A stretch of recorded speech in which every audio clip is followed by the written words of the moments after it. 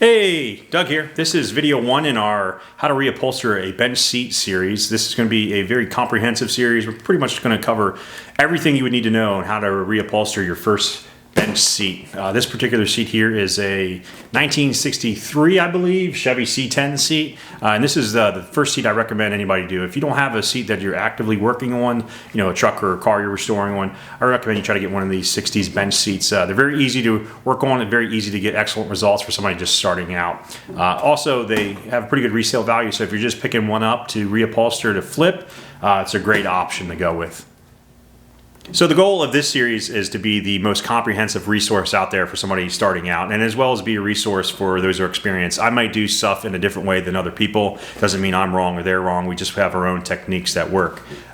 So again, the goal is to be comprehensive. I'm going to do my best to not have any shortcuts. I see in a lot of videos they'll say, well, just copy what you just did for the other side. In this series, we're not going to be doing that. We're going to be doing every step along the way on this seat. The bottom, we're also going to do the top. I'm going to try to cover every detail. If I have to stop and explain something, generally speaking, I'll do that in another video. For instance, I have a hog ring video out there for selecting your hog ring pliers, which ones I like, why I like them, and that sort of stuff. And I go on for about 20 minutes on the topic. So I can go in the weeds on a lot of stuff. And so when I can cover stuff in more detail, you might find that in another video. So as you can see here, the bench seat's in pretty good shape. You know, it's all there. One of the things you're going to find out in these older seats is they're not always complete and intact. And this one, again, I thought I got a great deal on it because it was pretty much intact. Now the vinyl has shrunk over the ages, and that's why it's kind of bursted at these seams. And once they split, they definitely accelerate and wear faster. The foam, generally speaking, isn't kind of UV resistant. It starts breaking down much faster. But this foam is in decent shape. It does have some splits and cracks, but I can repair this. I can put a nice thin layer of soap foam on there and hide it, and it's going to be a really comfortable seat. You can still see under here, if I dig far enough, you can see it does have the old cotton batten style under there, and below that you can see the burlap. So it is an original seat, I believe.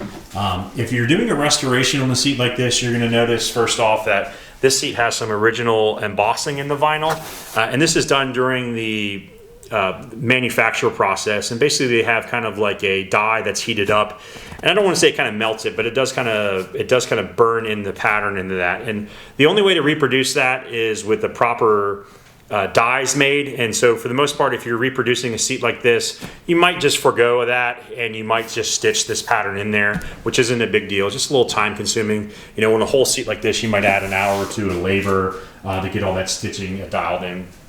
Alternatively, there are some pre-made aftermarket seats that have the correct reproduction style embossing on them. But from my experience, they're generally using a lower quality vinyl. And for the price of the actual product that they're selling you, I don't think you're getting a very good value. So I definitely recommend, if you're going to go that route, know that it's probably not going to last you more than a couple years. Versus if you go to a professional upholsterer, not that I'm trying to sell any extra work, you definitely will get a high quality result that will last much longer, even if it isn't correct with the proper embossing. So that's something to consider when you're working on these at home. So one of the reasons I recommend these GM truck bench seats is how they're installed. And so instead of using hog rings and listing, if you guys are familiar with listing, this material would be sewn on and then just flipped inside out, and then you would hog ring this onto your frame. Instead, it uses these C-clips, and I think GM started to use them in the late 40s, maybe just post-war, 1947. But these clips are just, they're just C-clips, and the material is just folded over the frame there, and then the clip is just installed. You don't have to do any extra measuring and thinking. You basically create this like a big trash bag that goes over it, and then you clip the clips on and you can trim your excess material from behind there. So it makes the project very easy and low stress, especially for a first project. So whenever I get these in from customers, I absolutely love it. It's much less work. Now, if you're working on another seat, like you already have a seat that you're working on from maybe the 90s that's using J-clips, or it's from the 60s, 70s, you know, Ford, and it's got hog rings on it, that's okay. But for a first project, I really recommend these. The other ones aren't that much more difficult, but this is definitely easy mode when you have these style clips. So we're looking at the back side of the backrest here, and I want to talk to you guys about this brown material in here. And this is just burlap, and burlap is there as a protective material, and what it does is it protects the springs from wearing through the cotton on the other side, the foam, the Dacron, whatever material you got as padding on the other side. It protects it from the springs wearing it down. And remember, this seat is almost it's over 60 years old, and it's just starting to wear through. It's just starting to finally fail on you. And this is a high quality burlap. And so when you're replacing the burlap on your seats, I don't want you guys to go to Hobby Lobby or Walmart. You can't even go to Joann Fabric anymore to get it because they're out of business, I believe. But you want to go to a upholstery supplier and get the quality stuff. And it's not very expensive. You're maybe looking at $1.50 to $2 per yard. And on a seat like this, I might use 4 yards, maybe 2 on the top, maybe 2 on the bottom. You don't need a whole lot of it, and it's not very expensive, but when you buy the quality stuff, you'll have your material lasting for decades, and it's going to protect all your hard work that you're working on. So here on the edge, you can see this is cotton batting, and this is what's this is basically your padding on the backrest. On the seat cushion, it's burlap and then cotton batting, and then there's foam on top of that, and that's how you get the support on the bottom. But on the backrest, it's just cotton. Now, if you're working on a newer bench seat, you might have a foam backrest. You might have Dacron in there, depending on if maybe it's been restored. Somebody came along in the 80s and put Dacron in there. It could be a few different options of what's going on for your padding. So if you're trying to go absolutely correct original, you might want to go with the cotton. You do have to worry about rodents getting in there and making nests. Not a big deal if you have your vehicle stored in a nice building or shop.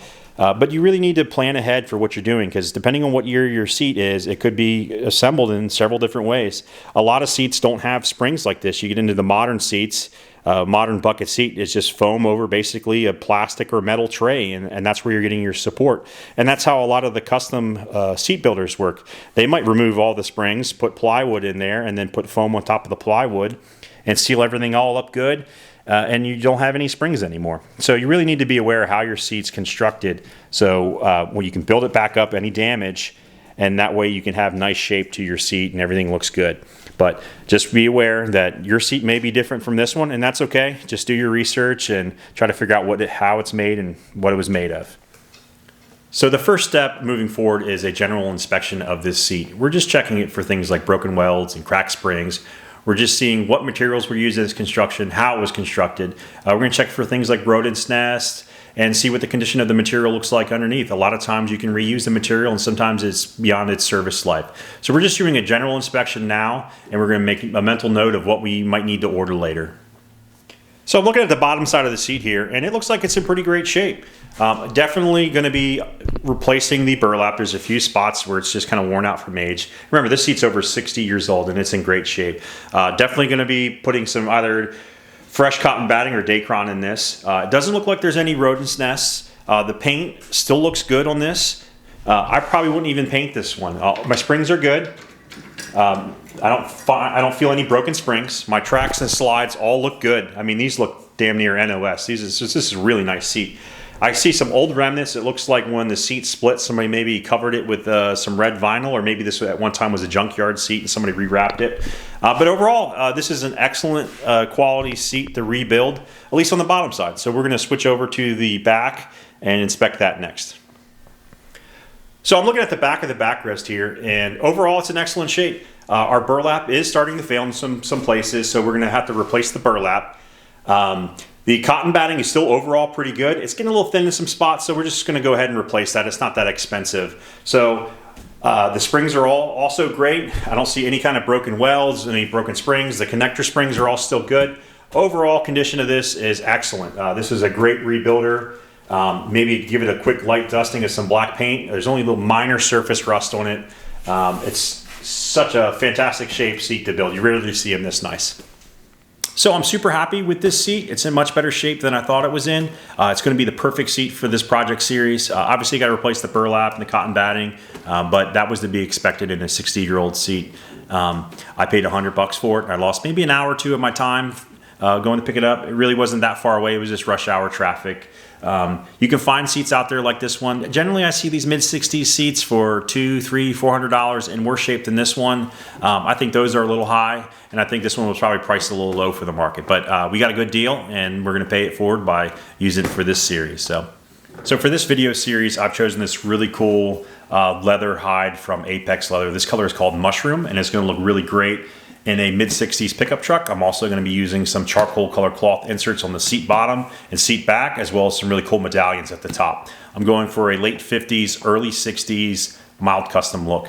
Think Buick seat in a pickup truck. It's going to be really cool. But don't worry, just because I'm doing kind of a mild custom seat with some cloth inserts and leather, that these videos aren't going to apply to you. You'll be able to use vinyl if you want to, or cloth, or inexpensive material, and you'll be able to modify the designs. And I'll show you in the design phase how to simplify the design or complicate it depending on your skill level or what you want to achieve with the project. The goal is not to teach you how to do it exactly like I do it, but kind of give you the tools to come up with your own ideas and how to translate them from kind of an idea into a finished project. So for me, these videos are pretty stressful to record. They take a long time, they take a lot of takes, and they take a lot to edit them out. So if I'm gonna be out here all day filming a video series on this bench seat, I wanna work with the materials that I wanna work with. That's why I've chosen the leather and the cloth inserts.